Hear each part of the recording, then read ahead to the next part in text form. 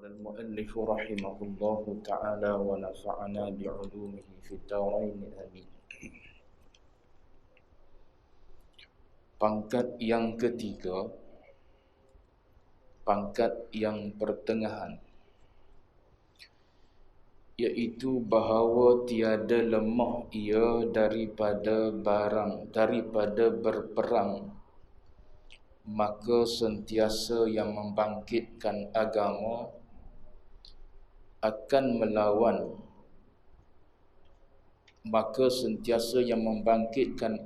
agama melawan akan yang membangkitkan hawa nafsu, tetapi terkadang menang yang menyeru kepada agama, dan iaitu akal pada ketika itu hasil oleh sabar. Tuan-tuan muslimin sedang jemaah yang dirahmati Allah sekalian, alhamdulillah, pertama dan selama-lamanya kita panjatkan setinggi-tinggi puji syukur pada Allah dengan izin taufik hidayah Allah Ta'ala jua. Pada malam ini kita sambung lagi bacaan kitab penawar bagi hati kita dalam bab sabar. Kita sedang melihat tingkatan sabar ada 3. Kita dah lihat tingkatan yang pertama, tingkatan yang tinggi, dan tingkatan yang kedua ialah tingkatan yang rendah. Dan pada malam ini adalah pangkat yang ketiga ataupun tingkatan yang ketiga, iaitu pangkat yang pertengahan. Maka dia kata pangkat yang pertengahan ini iaitu bahawa tiada lemah ia seorang itulah daripada berperang, yakni berperang dengan nafsu, maka sentiasa yang membangkitkan akan agama melawan akan yang membangkitkan hawa nafsu. Ini sirat yang berlaku dalam diri kita. Tak nampak, siapa-siapa pun tak nampak, hanya kita sendiri yang tahu. Pertembungan itu berlaku dalam diri kita. Baik, kemudian dia kata bila bertembung antara keinginan hawa nafsu dan keinginan agama ni, maka yang berlakunya ialah terkadang menang yang menyeru kepada agama. Apa yang menyeru pada agama? Iaitu akal. Bila menang pada akal, maknanya menang yang mengajak pada agama, pada ketika itu hasillah oleh sabar. Maka pada masa itu maknanya kita adalah orang yang mampu bersabar. Contoh, kita balik daripada masjid dengan niat nak sembahyang sunat di rumah. Tak nak buat di masjid, nak buat di rumah. Kononnya sebab Nabi sembahyang sunat di rumah, sembahyang fardu di masjid, kita pun nak sembahyang sunat di rumah jugalah. Bila balik ke rumah bertembung dengan apa? Dengan rancangan TV. Kalau rancangan TV itu yang kita tak minat, maka kita boleh sembahyang 2 rakaat pun boleh, nak tambah lagi dengan witir 3 rakaat pun tak ada masalah, sebab benda yang kita tak minat. Tapi kalau bertemu dengan bola, jawab dia pakai dak adalah sunat. Tu maknanya nak beritahu kadang-kadang boleh menang, kadang-kadang kalah kita. Asalnya nak balik tu dengan niat nak buat taat lah, nak buat ibadat pada Allah Ta'ala. Tapi bila bertembung antara keinginan agama yang dipandu oleh akal yang saya sebut dah sifat dia nampak kepada akhirat, nampak pada pahala, nampak kepada kebajikan yang Allah Ta'ala sediakan. 2 rakaat semayang tu pahala sangat besar. Akal nampak tu. Apatah lagi akal tu pula disumbat dengan ilmu agama. Maka teguhlah akal tu. Berpegang dengan apa? Dengan ajaran agama tersebut. Tapi keinginan hawa nafsu pun ada juga. Nak rehat, nak tengok cerita yang dia minat, nak tengok rancangan yang dia minat. Maka bertembunglah di situ. Dia panggil sirat dakhili tu. Dia berlaku peperangan yang sangat besar tu antara keinginan akal, keinginan agama dengan keinginan hawa nafsu. Kalau saat tu ada rancangan yang memang nafsu suka, tapi kita boleh tinggal, maknanya masa tu hasil sabar. Maknanya kita boleh kurung tu keinginan hawa nafsu kita yang nak tengok benda yang akal dan akal dan agama kata tak ada apa pun. Kalau menang pun menang dia, bukan mu menang. Kalau menang dia pun mu tak ada pahala juga. Benda yang benda yang kita katakanlah, kita letaklah dia tu sekadar duduk dihukum harus je. Tengok pun tak apa, tak tengok pun tak apa. Banding dengan engkau pergi semayang 2 rakaat, 3 rakaat witir dan sebagainya, pahala sangat besar. Kita boleh kurung keinginan kita untuk benda harus tu, untuk buat benda yang boleh pahala, maka pada masa tu kita panggil terhasillah sabar. Tapi kalau kita tak boleh juga nak tunaikan 2 rakaat semayang tadi, disebabkan oleh keinginan kita nak tengok cerita, nak tengok rancangan tadi, maka kita pada masa tu kalah dengan keinginan hawa nafsu. Tak sabar kita pada masa tu. Sebab apa? Sebab kita turut keinginan hawa nafsu kita. Lepas tu tuan-tuan buat sendirilah pula contoh yang ada dalam diri kita sendiri masing-masing. Apa yang biasa bertembung antara keinginan agama dengan keinginan hawa nafsu kita. Baik. Tidur malam katakanlah. Tidur malam katakanlah kita sanggup bangun untuk tengok bola. Bola apa sekarang ni? Piala Inggeris ke apa? Yang duk lawan sekarang ni. Bangun pukul berapa? Pukul 3 bangun lagi. Tapi untuk qiyam tak bangun. Pukul 4 tak bangun lagi. Pukul 5 payah lagi nak bangun. Pukul 5:30 liat lagi nak bangun. Tunggu orang azan baru bangun. Tu pada masa tu tewaslah akal dan agama kita. Maknanya pada masa tu kita tak boleh sabar tu. Tapi kalau terhasil kita boleh bangun, walaupun dalam keadaan hawa nafsu kita tak suka, boleh bangun. Maknanya hasil sabar. Baik. Dan terkadang dia kata, ni orang pertengahan gini, dan terkadang menang tentera syaitan. Dan iaitu apa tentera syaitan ni? Keinginan dan yang menyeru kepadanya kepada keinginan. Itu contoh saya sebut tadi. Kadang-kadang kita boleh lawan, kadang-kadang kita tak boleh lawan. Kadang-kadang kita boleh buat walaupun berdepan dengan keinginan hawa nafsu kita. Tapi kadang-kadang kita tak boleh buat. Tu orang pertengahan dia panggil. Kalau kita duduk di pertengahan ni pun bolehlah. Bolehlah. Gitu. Ibarat seperti budak budak bertatih lah. Budak bertatih baru belajar nak berjalan. Babaknya bagi contoh gitu lah. Budak bertatih ni dia baru bangun baru belajar nak berjalan. Kadang-kadang dia jatuh. Dia bangun berjalan, dia bergantung, dia berpegang di mana-mana tempat. Ada sofa, dia pegang sofa. Ada tempat, ada meja, dia pegang meja. Ada kursi, dia pegang kursi. Bila dia berlepas tangan, kadang-kadang dia jatuh. Tu ghalib tu. Tapi jangan jatuh terus tak bangun. Jangan jatuh terus tak bangun. Kena bangunlah. Bangkit dan bangkit dan bangkit. Lawan dan lawan dan lawan. Lama-lama kita menanglah. Kita akan menang. Maknanya pihak agama dan pihak akal akan menang. Bila bertembung dengan keinginan hawa nafsu, senang untuk kita tinggal. Senang untuk kita tinggal dan kita akan turut keinginan agama dan juga akal kita. Baik. Cuma di awal dulu disebut perlu kepada mujahadah. Tak boleh duduk saja gitu. Perlu pada mujahadah. Cara mujahadah antaranya ialah melalui kita mengaji. Baru kita tahu rupa-rupanya ni sirat dakhili yang agama cerita dah. Baru kita tahu kena lawan rupanya. Bukan turut. Kita ingatkan kena turut sebab apa? Benda harus je pun. Bukan benda yang mendatangkan dosa. Tapi sebab bertembung dengan pahala tu rugi kalau kita tak ambil. Baik. Dan pada ketika itu telah luput oleh sabar. Pada masa tu tak sabar dah.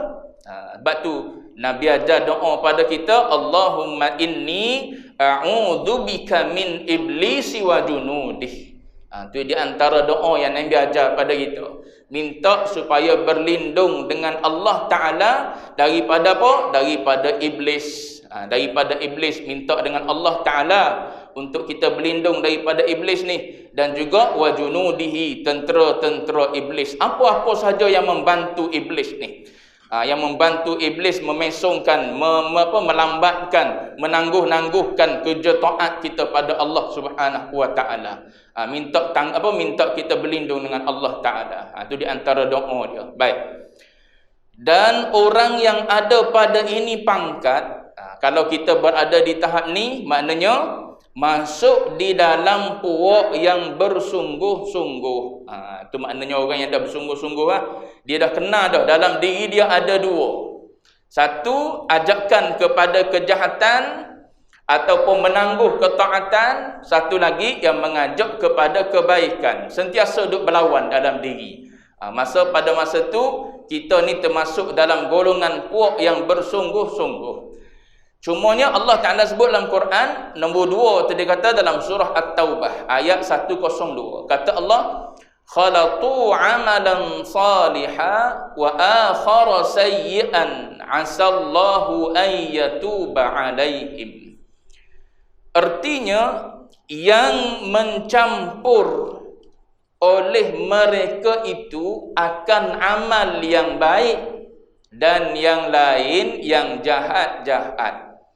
Mudah-mudahan menerima Allah Ta'ala akan taubat mereka itu.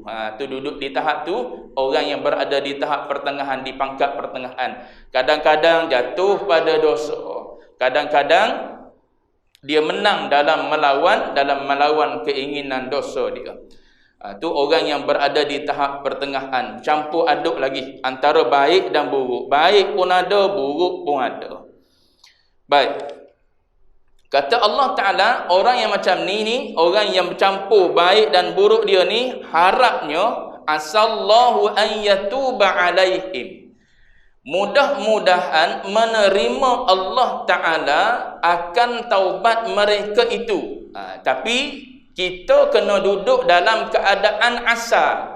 Asa ni maknanya kita kena duduk dalam keadaan mengharap ataupun penuh harap pada Allah Ta'ala supaya Tuhan terima taubat, supaya Tuhan pimpin, Tuhan pandu kita supaya tak kalah dengan keinginan hawa nafsu ammarah.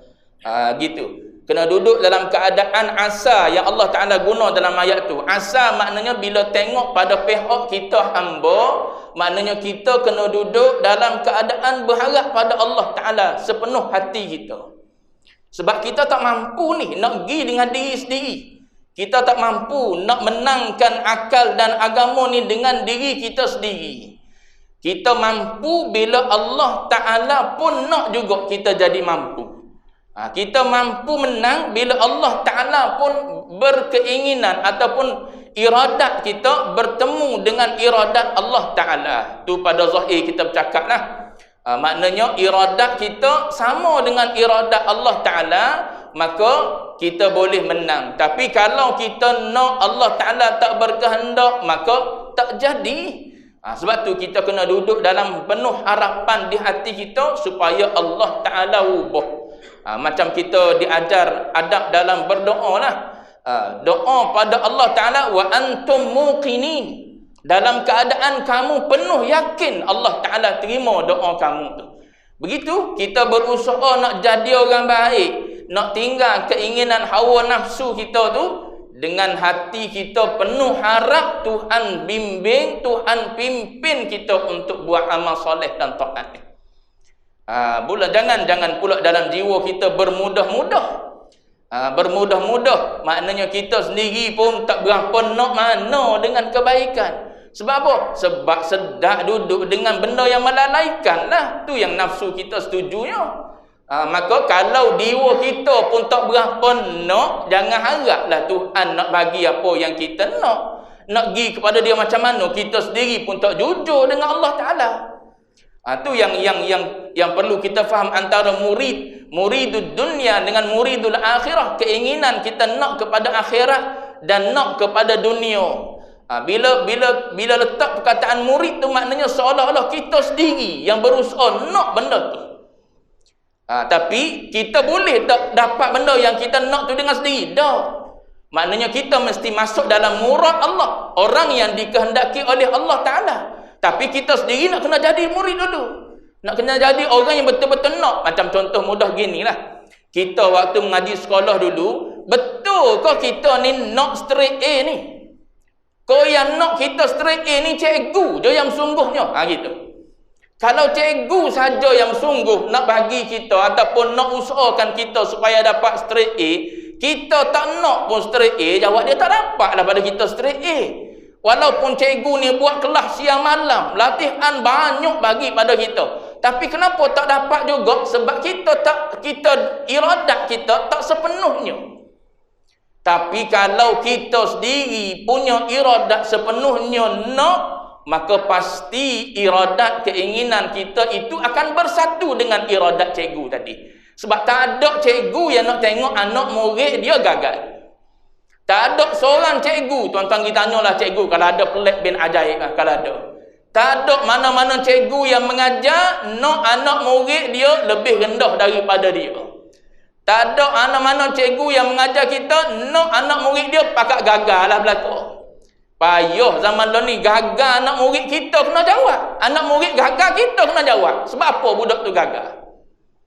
Bagi alasan budak tu malah, kita lah patutnya kena jadikan dia rajin. Apa nak jawab macam mana kita?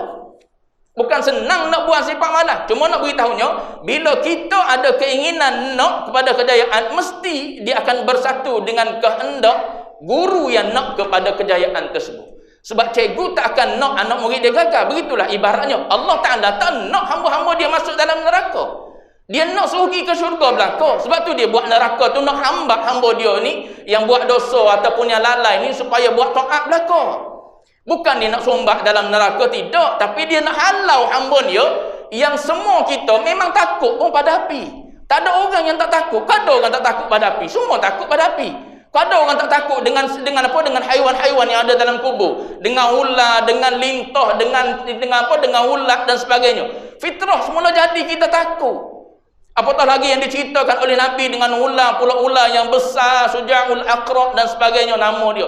Besar-besar, tidak jenis ular atas dunia ni. Ular atas dunia ni boleh jadi ada lagi orang berani. Ular di akhirat tak ada orang yang kata dia berani.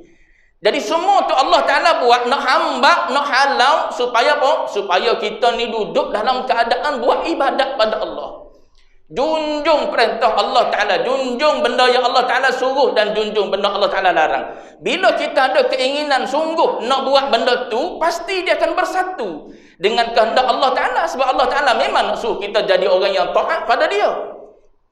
Cuma kita jujur ke tidak, itu kita sendiri tahu. Betulkah kita ni nak tinggal benda maksiat, nak buat taat, ataupun boleh jadi sebenarnya kita sedap buat maksiat daripada buat taat lagi. Jadi kita pun mula berpura-pura. Sebelum ni dia sebut dah, apa yang akal apa yang diusahakan oleh hawa nafsu dia, semuanya jadi helah belaka. Helah alah semayang kat masjid, semayang sunat, nanti kan orang pakak tengok kan, nanti kan aku tak ikhlas. Helah tu. Semua cari helah tu. Dia tahu dah padahal kalau dia balik di rumah tak semayang, sah tak semayang. Sebab nafsu amarah dia ada. Dia bukan nafsu mutmainnah lagi, dia duduk di nafsu amarah lagi. Dia tahu dah kalau dia balik sah dia tak akan buat dah. Tapi dia mari helah. Helah tu maknanya cari jalan supaya tak buat. Nampak macam comel. Nampak macam balik. Kan Nabi kan semayang sunat di rumah. Mana ada Nabi semayang sunat di masjid? Nabi semayang fardu je di masjid. Nabi banyak semayang sunat di rumah. Aku pun nak buat macam Nabi. Kan nampak cantik tu awal ayat dia. Tapi itu adalah helah yang dicipta oleh nafsu. Supaya apa? Supaya kita tak jadi orang yang banyak buat ibadat dan taat pada Allah Ta'ala. Sebab tu iradat kita, kehendak kita mesti jujur dengan Allah Ta'ala. Maknanya kita kalau jujur dengan Allah Ta'ala, barulah kita jadi orang yang murid. Dia gelar sebagai muridul akhirah, orang yang betul-betul nak kepada akhirat. Bila orang yang nak pada akhirat, Allah Ta'ala akan lorongkan dia untuk dapat akhirat. Cuba kita tengok contoh muridul dunia dengan muridul akhirah ni, orang yang betul-betul jujur nak pada dunia, nak pada akhirat. Contoh mudah ini, orang yang nak masjid di imarah, saf dirapatkan, dengan orang yang nak stadium penuh dengan orang tengok bola. Mana lagi sungguh? Sungguh anunglah. Sebab tu dibuka tu, buka seluas-luasnya, orang boleh masuk. Walaupun kata SOP, ya memang ada SOP semua. Masjid ada SOP, sana pun ada SOP. Macam mana kita boleh tengok duduk rapat-rapat berlakon tengok bola tu? Menyanyi duduk rapat-rapat di masjid, tak ada orang berusaha untuk rapat-rapatkan saf pun. Berapa orang je yang bersuara untuk rapatkan safnya? Atau muridul akhirah, berapa orang yang betul-betul nak akhirat? Dan berapa orang yang betul-betul jujur nak pada dunia? Itu tuan-tuan boleh tengok sendiri. Ramai orang yang berusaha, orang yang berniaga, nak boleh ke berniaga, dia berusaha siapa boleh. Jual siapa 24 jam sekarang ni. Tak tutup kedai pun tak apa dah sekarang ni. Tapi masjid tak boleh. Masjid kena buka qadar waktu solat saja. Habis masuk isyak kena berhenti. Semayang isyak lepas tu balik. Mana pejuang muridul akhirah? Siapa orang nak duduk iktikaf lepas semayang pun tak boleh. Sebab apa? Sebab masjid nak ditutup lampu. Lepas semayang subuh nak duduk zikir sekejap tak boleh. Dia nak tutup lampu dah. Contoh, saya tak kata sini, saya tak tahu pun sini. Cuma ada tempat-tempat gitu. Kita nak duduk lepas main subuh, nak zikir, nak berhabis zikir sikit, nak baca apa? Nak baca hizib sikit dan sebagainya. Tak boleh. Sebab apa? Sebab AJK nak tutup lampu, nak tutup kipas.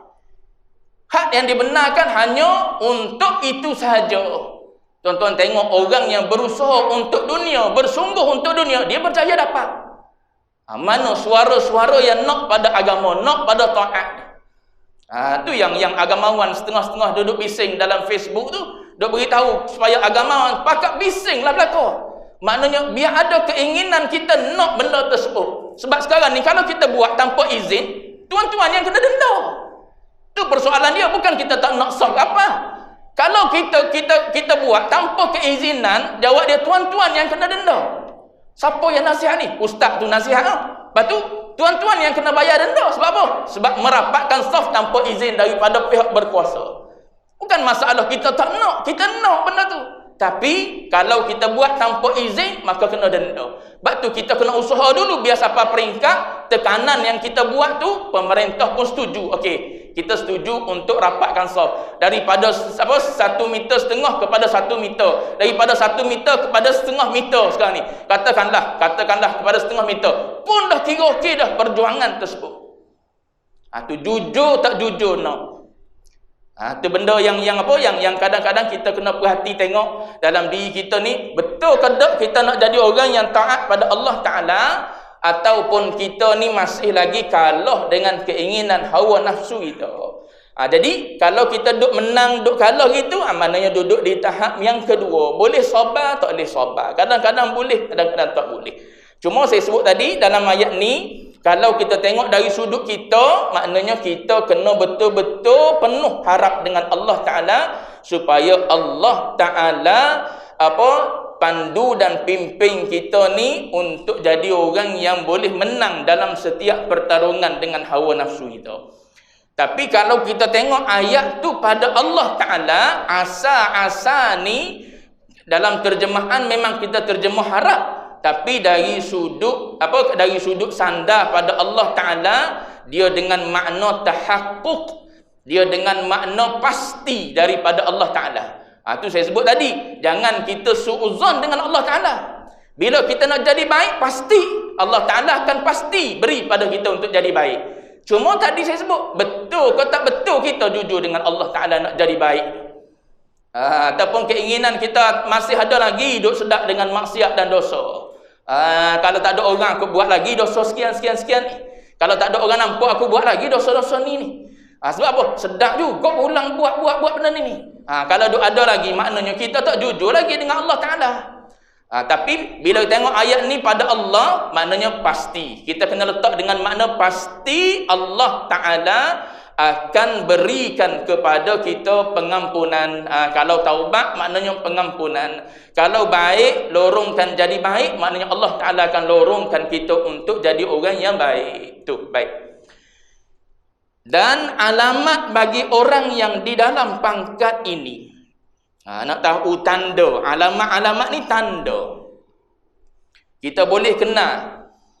Duduk di tahap yang ketiga ni, pangkat yang ketiga, pangkat sederhana ni, bahawa meninggalkan ia akan setengah keinginan, iaitu keinginan yang dhaif. Mampulah dia tinggal. Sebab apa? Keinginan tu adalah keinginan yang lemah. Bolehlah dia tinggal keinginan hawa nafsu tadi. Dan lemah ia daripada ia seorang tu yang nak sabar tu, daripada keinginan yang kuat. Tu saya sebut contoh tadi. Kalau dengan bola tak boleh tinggal lagi, tapi kalau dengan cerita boleh tinggal. Kalau dengan nasi boleh tinggal lagi. Nak puasa, kalau dengan nasi boleh tinggal, tapi kalau dengan member tak boleh tinggal. Minta maaf lah. Member ajak makan je, jom kita makan selalu. Tapi kalau sekadar ada nasi saja, tak apa, aku tak makan nasi. Sebab apa? Sebab nak kurus rupanya. Bukan nak puasa sangat, nak kurus. Tak ada apa-apa. Niat salah pula dalam puasa kita. Bukan nak ibadat sebenarnya, nak suruh selim, nak suruh melim ke apa? Nak suruh selim melim lah maknanya. Nak suruh perut kempis dan sebagainya. Rupa-rupanya bercampur. Dunia dan akhirat. Tilik punya tilik, dunia lebih nyata. Keinginan kita berbanding dengan akhirat. Tu semua tu tipu daya belaka tu. Kena perhati betul-betul dalam kita beribadat. Semua tu helah yang dimain oleh syaitan dan juga nafsu. Baik. Dan terkadang meninggalkan ia seorang tu akan keinginan yang kuat pada setengah masa. Kadang-kadang dia boleh menang. Kadang-kadang dia boleh menang, terutamanya time dia terdesak. Terdesak sangat, berhajat sangat pada Allah Ta'ala. Tinggal bola pun tak tengok. Ni antara apa? Antara tim yang kau minat ni. Antara Chelsea dengan MU ni. Antara Chelsea dengan MU ni. Kau tak pernah miss tengok ni. Tak apalah, aku ada hajat sungguh-sungguh dengan Allah Ta'ala ni. Waktu tu barulah kuat diri dia untuk beribadat pada Allah. Tain tak berhajat pada Allah Ta'ala, tain nak buat, tain tak buat, tak buat. Itu dipanggil kita tak istiqamah lagi. Baik. Tiada pada setengah masa yang lain, waktu lain tak buat. Dan ia sentiasa duka cita. Ni orang-orang yang duduk di tahap 3 ni. Jiwa dia ni. Dan ia sentiasa duka cita atas lemahnya. Tu berasa sedih. Bila kita tengok pada diri kita, kadang-kadang boleh lawan, kadang-kadang tak boleh lawan. Kadang-kadang kita menang, kadang-kadang kita kalah. Bila mikir tengok, aku dengan bola pun dia kata kalah lagi.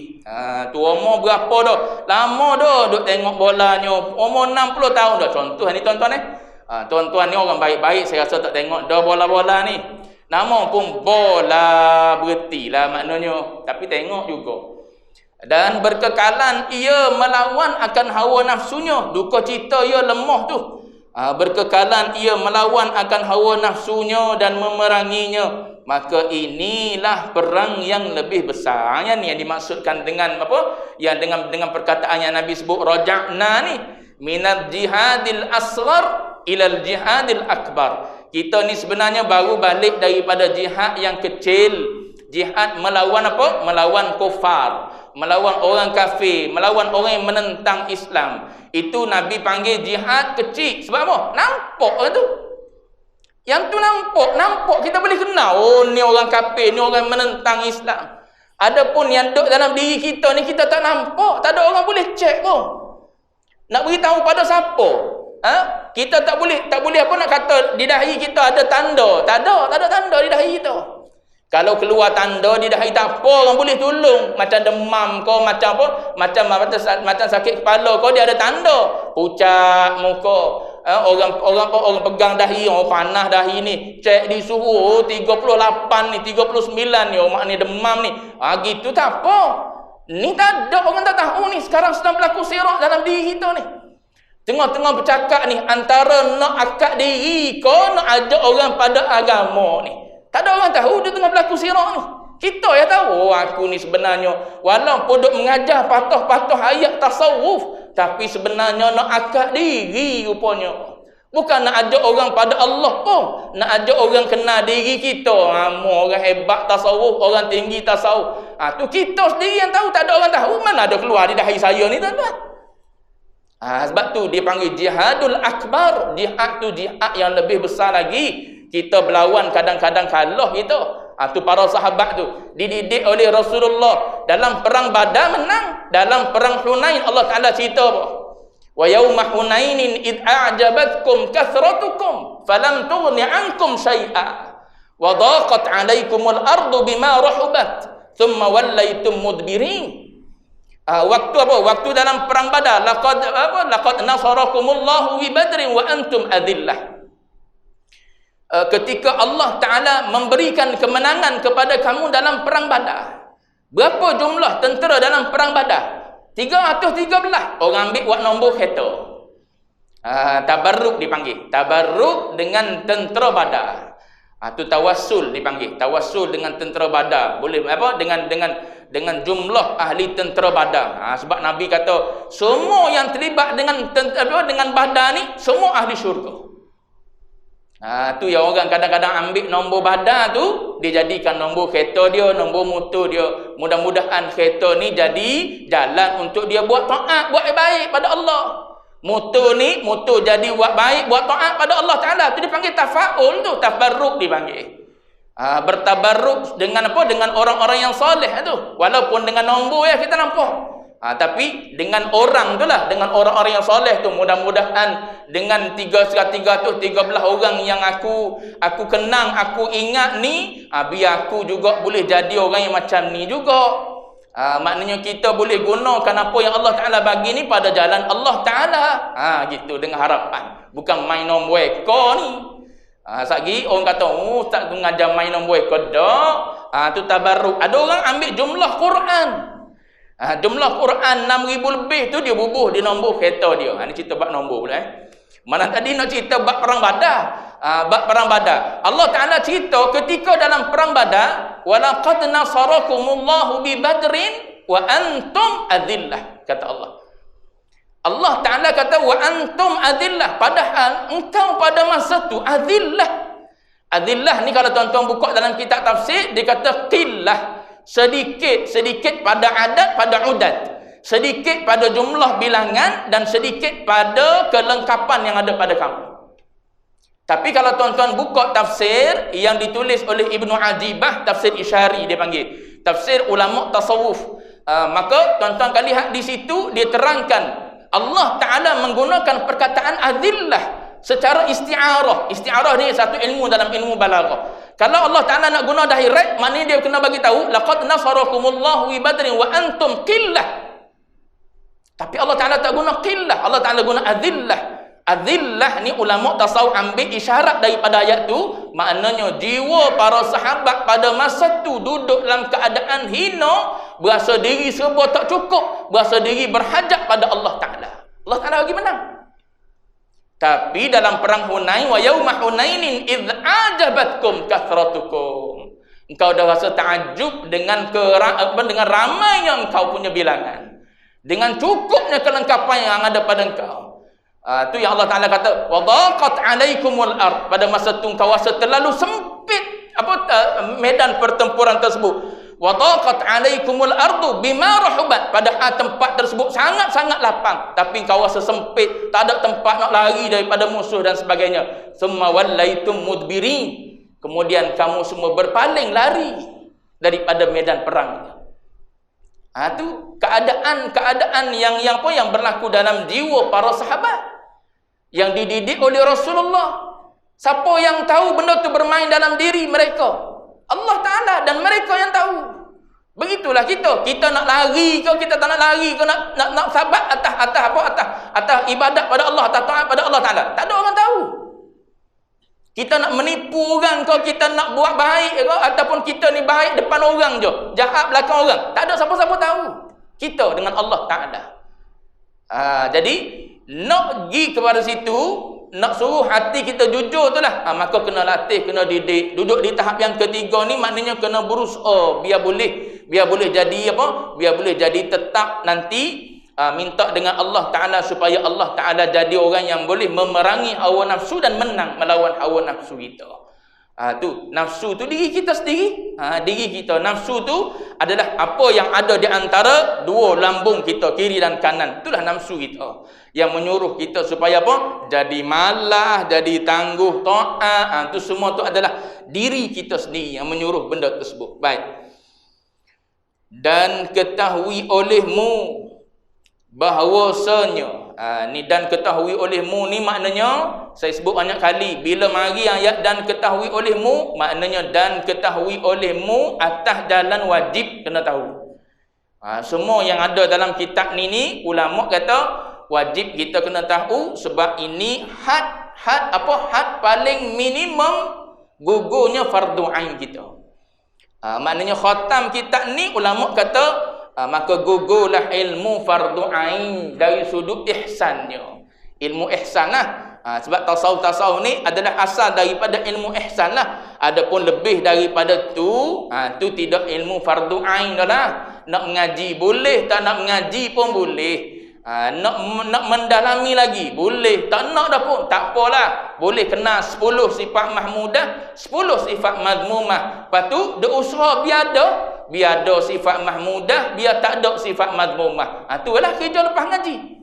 Bila dah kena dah ni 10 sifat madmumah, usaha biar tak ada lah 10 sifat tu. Lepas tu kena 10 sifat mahmudah, usaha biar ada lah. Biar cukup ada sifat mahmudah, biar hilang 10 sifat madmumah tu, maka selesai fardu ain, selesai ihsan kita. Lepas tu nak pergi lagi, nak mengenal lagi, nak mendalami lagi. Mengaji tidak fardu ain dah lah. Tu hakikat insan, kau tidak hakikat insan kau, yang tu tidak fardu ain dah. Yang ni fardu ain. Yang ni panggil tasawuf muamalat dipanggil ni. Ni tasawuf muamalat dipanggil. Adapun yang lain tu adalah tasawuf mukasyafah. Tasawuf mukasyafah ni untuk orang yang nak mendalami, nak merasa lebih sedap ibadat daripada Allah Ta'ala. Tu dia pergi kepada tauhid tasawuf. Gitu. Baik. Tauhid tasawuf kalau kitab lama gak dipanggil Durrun Nafis. Tu kitab tu dibaca di pondok-pondok. Sebab tu kitab kalau dibaca di pondok-pondok dia ada tahap-tahap dia. Ni ibarat tahap pertama ni untuk budak darjah 1 mengaji kitab ni. Walaupun kita umur berapa? 70 mengaji kitab darjah 1, tak apalah biar. Ada nak macam mana? Kita punya ilmu baru duduk di level darjah 1. Tuan-tuan jangan terasa pula contoh ni. Sagi tuan-tuan, orang tak nak pergi aku darjah 1. Aku nak mengaji yang darjah apa? Yang darjah 6 yang universiti. Universiti mengaji apa? Mengaji hikam lah. Hikam Ibnu Athaillah mula-mula. Lepas tu hikam Abi Madian naik itu tu ada kitab di belakang tu. Pernah lah lalu mengaji sikit-sikit tu tuan-tuan. Hikam Ibnu Athaillah ambil dengan apa? Ambil dengan Syekh Fahmi Zamzam. Hikam Ibnu Athaillah dia pernah mengajar. Kemudian Hikam Abi Madian dengan Syekh Fuad Kamaluddin Al-Maliki dia baca Hikam Abi Madian. Tu semua tu ada kitab yang diterjemah dalam bahasa Melayu dah. Tu bagi yang nak mendalami lagi lah. Cuma kita mengaji yang ni ibarat tahap yang pertama. Lepas tu pergi kepada Hidayatus Salikin. Tu naik sikit, tinggi lagi. Hidayatus Salikin. Tu pun saya baca dengan Syekh Ami Zamzam juga. Hidayatus Salikin tu. Baik. Cuma nak ceritanya ni untuk menggugurkan tuntutan fardu ain. Sebab tu apa yang ada dalam ni wajib kita kena tahu dan kenal. Dan ketahui olehmu bahawasanya hajat kepada sabar melengkapi ia akan segala masa. Maknanya setiap masa kena sabar ni. Bukan sabar ketika marah saja. Dah. Bila-bila masa. Bila-bila masa. Bangun tidur. Contohlah. Nak bangun tidur kena sabar. Sebab kalau tak sabar tak boleh bangun tidur. Sebab apa? Sebab tidur tu sedap bagi nafsu. Tambah-tambah pula masa sejuk. Dia beza tu kan. Keinginan kita kalau buat panas senang sikit bangun. Sebab apa? Tak boleh tidur panas. Tu bangun tu sebab panas, bukan bangun sebab nak ibadat tu. Bangun sebab panas, tak boleh tidur, gelisah, peluh dan sebagainya. Bangun hari tu mandi sedap sikit. Bila dah mandi tu semayang ada 2 rakaat. Asal bangun tu sebab nak semayang tu sebab panas. Tu benda-benda yang halu gitu. Jadi kita nak bangun tu saya nak sebutnya. Kita nak bangun tu susah dah tu. Maka perlu pada sabar. Tahan keinginan nafsu kita yang nak tidur. Bila pergi ke bilik air lah tempat paling sedap kali termenung. Duduk bilik air lama pula situ. Saya ada member seorang penulis novel. Bilik air ni antara tempat dia cari idea. Lama dia duduk dalam bilik air. Lepas tu kadang-kadang dia duduk dalam bilik dia lah. Bilik dia kurung dalam bilik dia. Tiba-tiba tahu-tahu keluar satu novel. Sesegar Nailofa. Tuan-tuan pernah baca? Tuan-tuan tak pernah baca cerita gitu. Tuan-tuan baca Quran je saya tahu. Sebab tuan-tuan orang soleh semua. Sesegar Nailofa ni pernah dibuat cerita. Dilakonkan dalam TV. Ada Sesegar Nailofa. Tu member serumah waktu belajar di Jordan dulu. Tapi orang sastrawan ni begitu boleh jadi perangai dia. Dia cari idea. Dia duduk dalam bilik, dia berkurung gelap duduk dalam bilik tu. Tahu-tahu keluar cerpen, novel, bahasa kita baca tu sedap cerita dia. Sebab dia jenis apa? Lebih kepada novel yang berbentuk Islamik. Cuma saya nak sebutnya, bila duduk dalam bilik air, berlawan pula dengan nafsu. Sebab apa? Nafsu nak termenung. Tapi akal kata, engkau mandi cepat-cepat lah. Boleh semayang apa? Boleh semayang sunat witir 3 rakaat ni, sempat lagi masa ni. Tapi nafsu kata, duduk dalam ni lah sedap sikit. Mula dia cari idea. Sembuh bilik air lah. Mula nak apa? Nak sentar bilik air lah. Pagi-pagi duduk sentar bilik air. Orang rumah bangun pun terkejut. Orang tua ni nak meninggal ke apa ni? Duduk sentar bilik air pagi-pagi. Tak pernah buat ni. Seumur hidup tak pernah sentar bilik air pagi-pagi. Pagi ni duduk sentar bilik air. Dia tu sebab dia tengah turut boleh jadi hawa nafsu dia. Tak naknya dia bangun apa? Semayang cepat-cepat pergi mandi. Semayang 2 rakaat, 3 rakaat witir dan sebagainya. Berlawan pula situ. Lepas tu keluar bilik air. Nak boleh semayang 2 rakaat. Lengoh-lengohnya. Berhenti tengok telefon dulu, tengok siapa yang WhatsApp, ada yang personal PM ke apa, tengok dulu. Tengok-tengok orang azan. Sebab tu dia kata sabar ni perlu tiap-tiap masa. Bukan sabar waktu marah saja. Bila marah je, sabar. Dak, bukan waktu tu saja. Waktu tu lebih lagi perlu pada sabar. Ni waktu-waktu biasa ni perlu pada sabar ni. Nak teruskan kuliah ke nak berhenti? Berhenti ya. Contoh. Masuk isyak dah ni. Tuan-tuan kata, berhenti ya. Dia tu hawa nafsu tu. Patutnya, teruskan ustaz. Dok, saya nak berhenti dah lapar. Nak berhenti dah. Sebab boleh nasi lemak dah tadi nak balik lah. Nak balik makan nasi pula. Itu. Cuma nak beritahunya, banyak hidup kita seharian ni sebenarnya perlu kepada sabar setiap masa. Maknanya, mana-mana yang bertembung antara akal agama dengan nafsu, maknanya kita kena kurung yang nafsu tadi. Keinginan yang tak mendatangkan apa-apa manfaat pada kita selepas daripada akhirat. Tu kena kurung. Kurung itulah nama dia sabar. Supaya tertunai dan berlakunya apa yang berbentuk taat dan junjung perintah Allah Subhanahu wa taala. Baik. Habis itu. Bunyi dia tu azan tak nak berhenti tu. Mana tadi? Kerana barang yang mengenai akan manusia itu tiada sunyi ia daripada 2 macam. Nanti dia akan cerita pula pada kita. Apa benda yang 2 macam ni? 2 macam itulah ada tiap-tiap masa pada kita. Sebab tu kena sabar tu juga tiap-tiap masa. Akan datang. Wallahu a'lam. Wa ilmuhul atam.